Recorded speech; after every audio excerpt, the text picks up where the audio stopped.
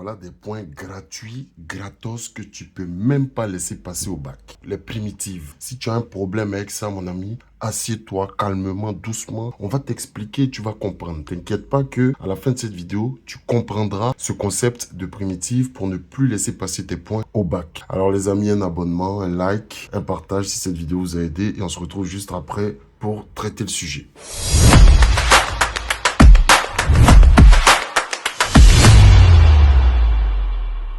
Impeccable. Bon, on revient ici, on va parler primitive. Comme je vous ai dit, c'est quoi une primitive déjà pour commencer? C'est quoi une primitive? La primitive, en fait, si tu veux, c'est l'inverse de la dérivée.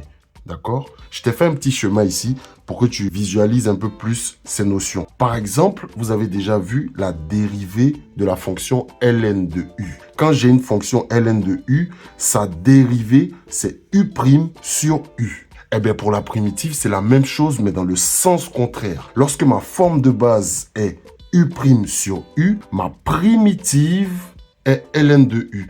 Quelle est la fonction que je dois dériver pour obtenir ce que j'ai? C'est ça la primitive. D'accord? Donc, question ici, on veut déterminer une primitive de la fonction f de x égale à 3 divisé par 5x moins 2. Comment on fait pour déterminer une primitive de cette fonction? Alors, quand on regarde notre forme de base, elle a l'air de ressembler à u' sur u, c'est-à-dire la dérivée d'une fonction divisée par la fonction elle-même. Sauf que la dérivée de notre u, donc la dérivée de 5x moins 2, ce n'est pas 3. On est d'accord que c'est 5. Donc, dans l'idéal, pour respecter cette formule, nous, on aurait voulu avoir 5 divisé par 5x moins 2. Comme ça, on aurait eu la dérivée sur la fonction de base. Le problème, c'est que ici, au numérateur, on n'a pas 5, on a 3. Donc, on est obligé de faire une sorte de petite modification de cette fonction de départ pour pouvoir revenir à notre fonction de base que nous, on connaît, à savoir u' sur u. Comment est-ce qu'on va faire ça? Ici, je vous ai mis la fonction dont on doit trouver la primitive. Mais comme je vous ai dit, l'idée, c'est d'avoir du u' sur u. Dans l'idéal, nous, on aurait voulu avoir un 5 ici, à la place du 3. Sauf qu'on n'a pas ça. Donc, comment on fait pour modifier, pour revenir à une forme que nous, on connaît, qu'on a vue dans notre cours? Alors, déjà ici, je vais modifier cette fonction. Je vais écrire ce que moi, j'aurais voulu avoir. Qu'est-ce que j'aurais voulu avoir? J'aurais voulu avoir 5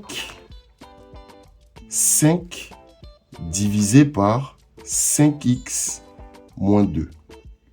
Voilà ce que moi, dans l'idéal, j'aurais voulu avoir. Sauf que je ne peux pas juste transformer ce qu'on m'a donné en ce que je veux moi. Parce que si je le fais, je modifie la fonction qu'on me donne et le résultat est forcément faux. Donc, j'écris ce que moi, j'aurais voulu avoir. Maintenant, il faut que je le multiplie par quelque chose pour rééquilibrer la balance. De telle sorte que, en multipliant ces deux choses que j'aurai ici, je retombe sur le résultat de départ. Le but n'est pas de modifier la fonction de départ. Le but est de transformer la fonction de départ pour qu'elle nous fasse apparaître une formule que nous, on connaît. Donc, dans l'idéal, 5 sur 5x moins 2, mais ce n'est pas notre fonction de base. Donc, il faut que je la multiplie par un coefficient ici que je vais appeler un coefficient de rééquilibre. C'est lui qui va rééquilibrer la fonction qu'on nous a donnée au départ. Maintenant, par quoi est-ce que je multiplie 5 divisé par 5x moins 2 pour revenir à cette fonction qu'on avait au début, 3 sur 5x moins 2? Eh bien, ici, je suis obligé de multiplier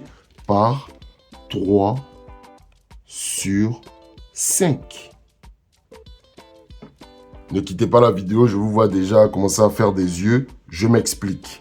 Vous voyez là, j'ai fait apparaître un 5 qui n'était pas là à la base. À la base, on avait un 3. Moi, j'ai fait apparaître un 5 parce que c'est ce que je veux pour respecter ma formule u' sur u. On est bien d'accord. Le problème, c'est que il ne faut pas que je modifie ma fonction qu'on m'a donnée au début. Donc, je fais apparaître ce que moi je veux, certes, mais je le multiplie par un coefficient qui va venir rééquilibrer tout ça de telle sorte que cette fonction qui est là soit bien égale à cette fonction qui est là. Quand vous regardez celle qui est ici, on a 5 au numérateur, 5 au dénominateur et j'ai un signe multiplié. Ça veut dire que je peux simplifier les 5. Si j'enlève les deux 5, on retombe sur notre formule de base, à savoir 3 divisé par 5x moins 2. Donc, cette version de ma fonction est la même que celle qu'on m'avait donnée au départ.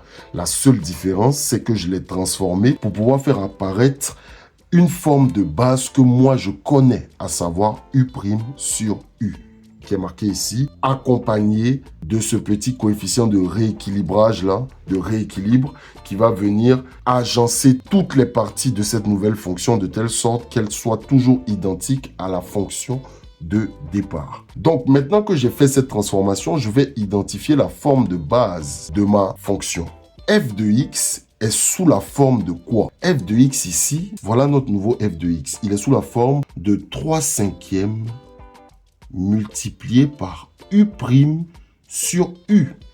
Vous voyez que cette transformation m'a permis de retrouver une formule que je connais, sauf que j'ai le 3/5 devant, bien évidemment. Donc, notre forme de base, 3/5 fois U' sur U, avec U égale à quoi? U, c'est celui qui est au dénominateur, donc c'est lui. U égale à 5x moins 2, et donc U' qui est la dérivée de U, qui est égale à 5. Le 5 qu'on retrouve, bien évidemment, ici. Maintenant, la dérivée de ln de U, c'est U' sur U. Donc, si j'ai U' sur U, quelle est sa primitive? Eh bien, c'est le sens inverse. Si j'ai une forme de base U' sur U, la primitive de cette forme de base, c'est ln de U. Donc, ma primitive grand F, cette fois-ci de x, sera sous la forme de 3/5. Le 3/5, c'est une constante, donc il ne bouge pas, multiplié par la primitive de cette forme de base qui est ln de U. Donc, 3/5 multiplié par ln de U. Je ne sais pas si on se comprend jusque-là. Voilà. Maintenant, je vais calculer. Ça, c'était juste des formules pour expliquer les choses. Maintenant, je vais calculer concrètement ma primitive est égale à quoi? On a dit que grand F, c'était 3/5 de ln de U. Donc, grand F de x est égal à 3/5 multiplié par ln de U. Mais U, c'est quoi? C'est 5x moins 2. Donc, multiplié par 5x moins 2. Voilà la primitive de notre fonction qu'on nous a donnée au départ. S'il nous avait donné 5 divisé par 5x moins 2 directement, on aurait déjà eu la forme U' sur U. Donc, la primitive aurait été ln de 5x moins 2. Mais vu qu'on a le 3 qui est ici, qui nous gêne, on a dû passer par cette étape pour rééquilibrer les choses, pour afficher quelque chose que nous, on connaît, pour afficher une formule de notre cours qui va être du coup rééquilibrée par ce petit coefficient qui est devant. Et bien entendu, la forme de base ne change pas, c'est juste qu'on a le coefficient devant. Donc la primitive ne change pas également, c'est juste qu'on a le coefficient devant. Voilà pour cette vidéo, j'espère qu'elle t'aura aidé. Fais attention lorsque tu as cette forme de base, U' sur U. Fais attention que tu rééquilibres bien les choses. Ce coefficient, il est hyper important. Si tu te trompes sur lui, ta primitive est forcément fausse. Pour t'entraîner, tu peux me donner la primitive de g de x égale à x sur x au carré moins 2. Voilà, je te laisse me dire dans les commentaires quel est le résultat que tu trouves et je te dis à très vite pour de nouvelles vidéos.